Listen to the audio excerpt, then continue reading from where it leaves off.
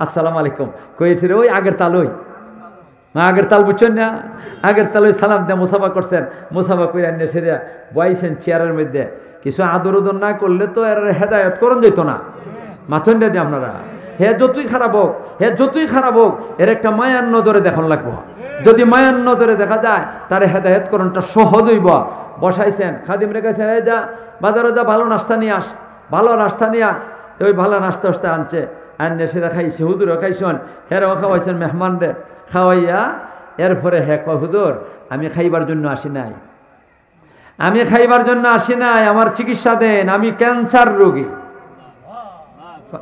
হয় ঠিক আছে তোমার ক্যান্সার রোগের চিকিৎসা দিতাম তোমার রোগ কি তুমি তো কিছু বলতে হইব মিয়া তোমার রোগ কি মা ডাক্তারের কাছে গেলে নিজে কিছু কওয়া লাগে এরপরে ডাক্তাররা বিভিন্ন পরীক্ষা নিরীক্ষা করে কিনা করে না আর বালা ডাক্তার হইলে এটা পরীক্ষা লাগে না এটা পরীক্ষা সারা ওই চেহারা দেখলে বুড়ে হরে বুঝে তার রোগ কিতা আর যারা নাকি ইতার অভিজ্ঞতা নাই এরা কয় এই টেস্ট কর হে টেস্ট কর যে এখানে বেটা টেকা লইয়ে গেছিল 15,000 টেস্ট হয়েছে না 15,000 এরপরে ওষুধের পয়সা নাই এখনের অবস্থা হইল এটা আমরা চিকিৎসার ব্যবস্থাটা এমন হয়েছে আল্লাহ তুমি এটার থেকে আমরা বাঁচাও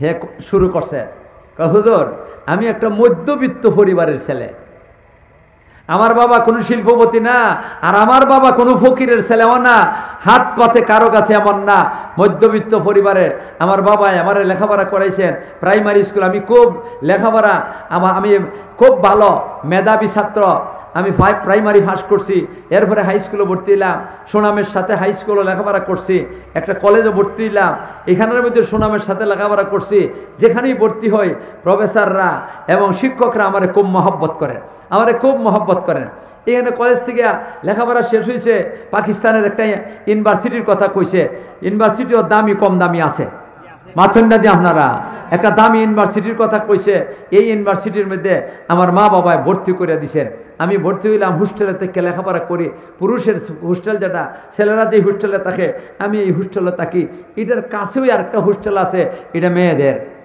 হুজুর কি কইমো আপনারে ওই কয় আসল কথা আপনারে কি কইমো এই হোস্টেলটার মধ্যে মহিলাদের হোস্টেল যেটা এটার মধ্যে একটা মেয়ে এমন সুন্দরী আমার মনে হয় হে কয় রাজু কয় আমার ধারণা মতে পাকিস্তানের মধ্যে দ্বিতীয় আরেকটা মেয়ে এমন সুন্দরী নাই হুজুর হেরে যখন প্রথম যখন নাকি দুইজনে আমার এই সামনাসামনি হইলাম হে আর আমি হে আমার হয় চাইছে এও কিন্তু সুন্দর দুইও সুন্দরের লাগ পাইছে হের চেহারা দিকে আমি চাইলাম আমার অন্তরের মধ্যে তার মহব্বত ঢুকে গেছে গিয়া হে আমার চেহারা দেখছে তার অন্তরের মধ্যে মহব্বত ঢুকে গেছে গিয়া এখন অনেক সময় আমি ইউনিভার্সিটি ঢুকি আর হে বাইর হয় আমরা কোচিং হয় তো একটা মুস্কি হাসি দেয় সে আমারে দেখিয়া আমিও তার দিকে একটা মুস্কি হাসি দেই কয়েকদিন গেছে মুস্কি হাসির উপরে এভাবে তো আরম্ভ হয় আগুয়ায় মাথন না দিয়ে আপনারা আর ওখানের জমানা তো এটা কাজ করে মাথন না দিয়ে আপনারা এটা কাজ করে এটাতে আমার এটার মতো না এটা তো একটা অর্ডিনারি মোবাইল এটা বুড়া খাইলাটা ঠিক না বেটি এটা কোটি মোবাইল টিভি করার লাগে এখন তো টিভি নাই টানাটানি না ভুল করলাম নাকি তা আল্লাহ এরপরে এটা করতে করতে দুই যখন কথাবার্তা চলতে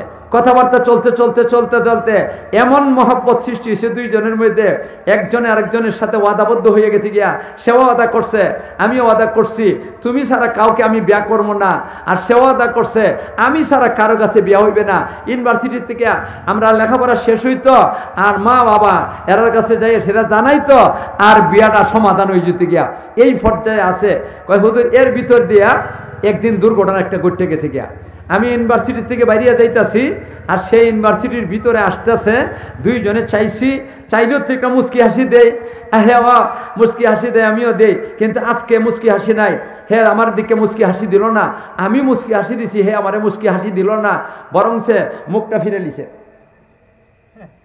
বেটা এদের মুখ মোচড় দেখছেন না এটা একটু আস্তে করে কই নাইলে হেরা বেজার হয়ে যাবে কয় হুজুর আমি মুস্কি তার এই মুখ মুসর দিকে সেরে আমার ভিতরে সন্দেহ লেগে গেছে গিয়া মনে হয় লাইন আরো হট্টা হয়ে গেছে এখন আমি যাইতাম আসলাম যে ইউনিভার্সিটি থেকে বাইরিয়া আর আমি আর বাইরে এলাম না তার পিছে তার এই রুমের মধ্যে আসলাম তার হোস্টেলে যে রুমটা এটাত গেলাম, গিয়া সেরিয়া সালাম দিলাম, আসসালামু আলাইকুম, সালামের জবাব দিছে অবশ্য।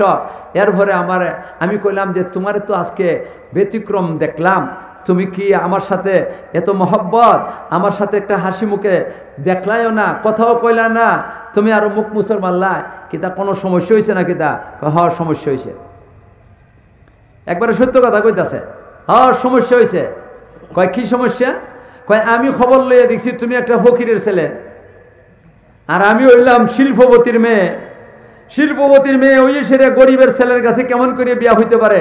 এই জন্য ওয়াদা যারা করছিলাম এটা বাদ, তুমি যারা মনে চায় বিয়া করবা, আমি যার কাছে মনে চায় বিয়া হইম।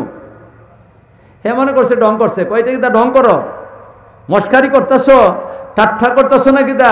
না, এটা বাস্তবতা আছে। কোন বাস্তব কথা? বাস্তব কথা আর তোমার সাথে কোনো সম্পর্ক নাই। কয় তাই নাকি? কয় তাহলে যাই গা, শেষবারের মতো সালামটা দিয়া যাই, আসসালামু আলাইকুম ও রহমাতুল্লাহ। কইয়া হুজুর আমি গেলাম গিয়া বাজারও, আমি আমার রুমও গেলাম না, না গিয়ে সেরিয়া 2 লিটারের একলা বোতল কিনলাম। কয় লিটারি? 2 লিটারই এসিডের বোতল। কের বোতল? এটা মদের বোতল না, বিষের বোতল না, এটা কের বোতল কিনছে, অ্যাসিডের বোতল কিনলাম। কিনে সেটা আমার রুমের মধ্যে ডাকনা দিয়ে রেখে দিলাম, কেউ যেন দেখে না। আর খুঁজি কোন সময় একা তার রুম থেকে বাইর হয়। অনেকদিন কাটতে গেছে গিয়া একা বাইর হয় না। হঠাৎ করে দেখি একদিন একা বাইরে যাইতাছে, ইউনিভার্সিটি থেকে বাইরেছে, এমনি বোতলটা লইলাম, বোতলটা লইয়ে ঘরের ভিতর থেকে ওই ডিভাটারে খুললাম, কারণ সেখানে যদি ডিভা খুলতে পারি না সে তো কাজ হইতো না। খুললাম, খুললে সেটা আবার লাগাই নিলাম, আবার লাগাইয়া একটা দৌড় দিলাম, দৌড় দিয়ে গিয়ে ওই তার সামনে খারইলাম, খারইয়ে ডিভাটা খুললে উড়ে ফেলাই দিছি। আর বোতলটা মাথা থেকে পা পর্যন্ত সারাটা শরীরের মধ্যে সিটটা ঢালিয়ে দিলাম। আস্তে শরীরটার মধ্যে কাপড় চোপড় জ্বললিয়া সব শেষ হয়ে গেছে গিয়া, সারাটা শরীর জ্বলছে গেছে গিয়া, মাটির মধ্যে ভইরা লুটে কি করতে ছটপটি করতেছে। আমি দেখলাম এখন যদি কেন আমি তাকি, তার বাবা কুটিপতির ছেলে, শিল্পপতি, তার বাবা হইল শিল্পপতি। 1 ডজন পুলিশ এই মাত্র অর্ডার করলে 1 ডজন পুলিশ এসে আমারে একবারে উইয়া 8 গুটি ভেঙ্গে ফেলাই দিব। কাজে এখানে আর আমি থাকতে পারি না। ওই আমি এখান থেকে ফেলাইয়া গেলাম। হুজুর যেখানে আপনারা আটকাইছিলাম ওইখানে গিয়ে সেরে আমি কি করলাম, আস্তানা বানাইলাম। আর ইউনিভার্সিটির মধ্যে যে সমস্ত ছেলেরা লেখাপড়া কলম, লেখাপড়া একেবারে জাম্বুরা মার্কা, জাম্বুরা মার্কা বুঝেন না, কিছু ছেলেরা জাম্বুরা মার্কা আছে, ওই তার ছেলেরারে কয়েকটারে নিলাম, এখন 10 জন ছেলে হইব, এরারে নিয়ে সেরে এখানে লুটপাট করি। আপনারা যেখানে আটকাইছিলাম এখানে হুজুর, এখানে আপনারা তো দেখছেন না, এখানে কয়েকশো কি আছে, কল্লা আছে, কয়েকশো কল্লা আছে, মানুষের কল্লা। এটা আমরা চুরি ডাকাতি করছি যে, মানুষে আটক করছি যে, এখানের মধ্যে আটকাই এসে দেয়া আমরা কল্লাগুলা খাইতে ফেলাইছি। এই হলো আমাদের অবস্থা। আমার অবস্থা, আমার কোর্টের মধ্যে আল্লাহর, বাংলাদেশে পাকিস্তান সরকারের কোর্টের মধ্যে 16টা মামলা, আর আল্লাহর কোর্টের মধ্যে কয়টা এটা আমার জানা নাই। হুজুর দয়া করে আমার চিকিৎসা দৌকা, পাকিস্তান সরকারের কোর্টের থেকে মুক্তি পাইতাম, আল্লাহর কোর্টের থেকে মুক্তি পাইতাম। আমি এমন মারাত্মক রোগী। হুজুরে দেখলাম বাপ রে, এ যে রুগী, এর চিকিৎসা তো আমার দ্বারা সম্ভব না। আমি মাদ্রাসার প্রধান পরিচালক, মাদ্রাসা কওমি মাদ্রাসা, মানুষের পকেট থেকে কেমনে টাকা এনে সেরিয়া হুজুরারে বেতন দিতাম, ছাত্ররে কেমনে খাওয়াইতাম, এটা হলো আমার ফিকির। আমি এর চিকিৎসা কেমনে করবো? ওই হুজুরে কইলে আচ্ছা রে বাবা, আমি তোমার লাগি একটা হাসপাতাল বাইর করছি, ওই হাসপাতালের বড় ডাক্তারের কাছে তোমারে ফাটাইতেছি। ওই চিঠি লিখছেন, একটা চিঠি লিখছেন, চিঠি লিখকে সেরা এই ডাক্তার সাহেবরে কইলেন একজন রুগী ভাড়াইলাম, এমন এমন অবস্থা, এই অবস্থার রুগীটারে আপনি মেহরবানি করে চিকিৎসা করেন, আমার দ্বারা সম্ভব না। এই হাসপাতালের নাম হইল, এটা একটা হাসপাতাল, ভ্রাম্যমান হাসপাতাল, এটা এক জায়গা কি থাকে না, স্থির থাকে না, এটা ভ্রাম্যমান হাসপাতাল, সারা বিশ্বে ভ্রমণ করে এমন একটা ইসলামী হাসপাতাল আছে। এই হাসপাতালের নাম হইল দাওয়াত ও তাবলীগ। মাথন্যা আছে কিনা? আছে না? এই হাসপাতাল যেটা, এই হাসপাতালের বড় যিনি নাকি ওনার কাছে চিঠিটা লেখলেন, হুজুর দয়া করে আপনি একটা জমাত তৈরি করবেন, তবলিগের মরকজ আছে না, ওই মরকজের বড় হুজুরের কাছে পাঠাইছেন, আপনি দয়া করে একটা জমাত তৈরি করবেন, ছোট জমাত না, একটু বড় জমাত করবেন। এটার মধ্যে কয়েকজন ইংরেজি শিক্ষিত, উঁচু মানের কয়েকজন ইংরেজি শিক্ষিত থাকতে হবে, আপনি কয়েকজন বড় আলিম দিতে হবে। আর এরপরে আপনি মনে চায় স্কুলের ছাত্র দেন, মনে চায় ব্যবসায়ী দেন, মনে চায় যারা নাকি কৃষিকাজ করে, সব মিলে একটু বড় করিয়া আপনি এই কাজটা করবেন। হুজুরের কাছে যাও, তুমি এই চিঠিটা লইয়া হুজুরের কাছে দেও না। এক গেছে ইয়া সেরে হুজুরের কাছে দিছে, হুজুরে ফোরন আর হেরফা চাই, বেটা তো বিস্তারিত লিখলেই সকলটা। এখন দেখুন বলছে মিলে বাপরে যে বেটা রেবো, হুজুরে কল্লা কিতা কয়েকজন উচ্চ শিক্ষিত এন রেডি করলেন, কয়েকজন বড় আলিম রেডি করলেন, আর এর ফলে ব্যবসায়ী মিলাইয়া বলতে মিলাইয়া 25-30 জনের একটা জমাত তৈরি করছে।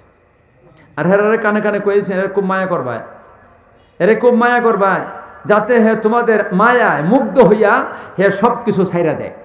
দরকার আছে কিনা? আছে না? এক চিল্লার নামে হটাই দিছেন, গেছে এক চিল্লাত গিয়া যাওয়ানোর পরে এরা যে মায়া মহব্বতটা দেখাইছে, আল্লাহ হে একবারে মুগ্ধ হয়ে গেছে গিয়া। হে এক চিল্লার পরে আরেক চিল্লা, এরপরে আরেক চিল্লা, এরপরে আরেক চিল্লা, 1 বৎসর চিল্লা দিয়া আইছে বাড়িতে আইয়া কয়তে আর দেরি করে লাভ নাই, যে হুজুরে আমারে ফাটাইছলা এই হুজুরের কাছে আমি গিয়ে দেখা করার দরকার, আমার চিকিৎসাটা ঠিক মতো হইছে কিনা হইছে না এটা তো হুজুরে দেখতে হইবা। গেছে গিয়া জোহরের নামাজটা পড়ছে, মাদ্রাসা খোলা, হুজুর আসন, জোহরের নামাজটা পড়ে তুই হুজুর ইয়া রুমও বইছেন অফিস সময়, আর হে আইতাছে, হেরে দেখুন আইতাছে। আজকে চিনেন না, আজকে হুজুরে তারে চিনেন না, দূরে থেকে দেখতাছেন আর মনে মনে ভাবতাছেন এরা যেমন কোন জায়গায় দেখলাম লাগে, এরা যেমন দেখলাম লাগে, মানে সুরত বদলে গেলে গিয়া এমন অবস্থা হয় না, এত সুরত বদলে গেছে গিয়া। এর মাথা চুল আসিল এই লম্বা, এটা কামাইয়া ফেলছে। এর দাড়ি আসিল না, দাড়ি রাখছে, বিলাল লেঞ্জুরের মতো মুসর দেওয়া আসিল, এটা সব ফালাইয়া দিছে। হের গায়ের মধ্যে শার্ট প্যান্ট আসিল, প্যান্ট শার্ট বাদ দিছে, পরনের মধ্যে সেলোয়ার, আর গায়ের মধ্যে আছে কি আল্লাহ লম্বা পাঞ্জাবি, আমরা মোল্লা মৌলবীর মতো। হায় মাথার মধ্যে ফাগরি, দরজার সামনে আইছে, হুজুর উঠছেন, উঠে আসসালামু আলাইকুম ভাই সাহেব, ভালো আছেন? আসি হুজুর, আসেন, বসাইছেন। এই খাদিমরা বলতেছেন যাও নাস্তা নিয়ে আসো।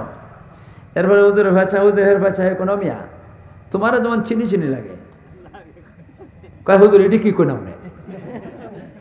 আমরা এটি কি কো, আমার চিনেন, আমার কি কোনোদিন দেখেন না? দেখছি কোন জায়গা ঠার হইতাছে না। আরে হুজুর আমি তো রাজু মস্তান, যেই কইছে রাজু মস্তান, কোন তুমি এত পরিবর্তন তোমার হয়ে গেছে গিয়া, এত পরিবর্তন হয়ে গেছে তোমার, সুবহানাল্লাহ সুবহানাল্লাহ। আল্লাহ কোন উঠো বেটা, তোমার সাথে আবার মোয়ানাকা করবো, কোলাকুলি করবো, আবার মোয়ানাকা করছেন, কোন ডাক্তার পাইছো বালা, তোমার ক্যান্সার রোগ ধরে গেছে গিয়া, আল্লাহ তোমার মাফ করুক।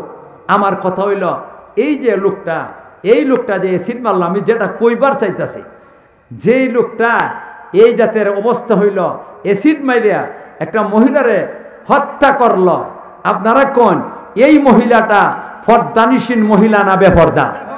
আরো ধরে কোন ফরদানিসীন মহিলার এইভাবে অ্যাসিড মারতে পারে না, এইভাবে সারাটা শরীর জলসে যাইব, কাপড় চুপড় জ্বললে শেষ হইব, এমন কোনোদিন হইতে পারে না। ফরদানিসীন মহিলাদের পারবে না, বেফরদা মহিলারে করতে পারে। এই জন্য বেফরদা মহিলা যারা, এরার জানের আশঙ্কা আছে, জান যায়, আল্লাহ পাক রব্বুল আলামিন জানের হেফাজতের জন্য ফর্দার হুকুম দিছে।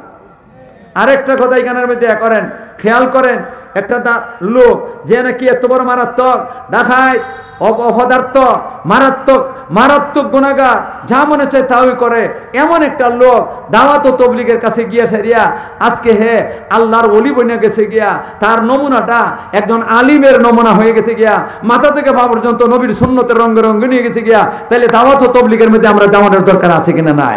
আপনারা কি এরা সমর্থনে আছেন? সবাই আছেন। আল্লাহ তুমি আমরা তৌফিক দান করো। তবে আলিম উলামার দাওয়াত ও তবলিগ থাকবা, মেহরবানি করে থাকবা। ইন্না লিল্লাহ। 9:15 হয়ে গেছে ভাইগল, আমি তো এই 45 মিনিটে আমার বাড়ি যাইতাম, আমার হি তফসির ধরতাম পারতাম না, 1 ঘন্টা লাগিয়ে যাবো গিয়া। এই পর্যন্ত যা কইছি, আল্লাহ আপনি আমারে সবাই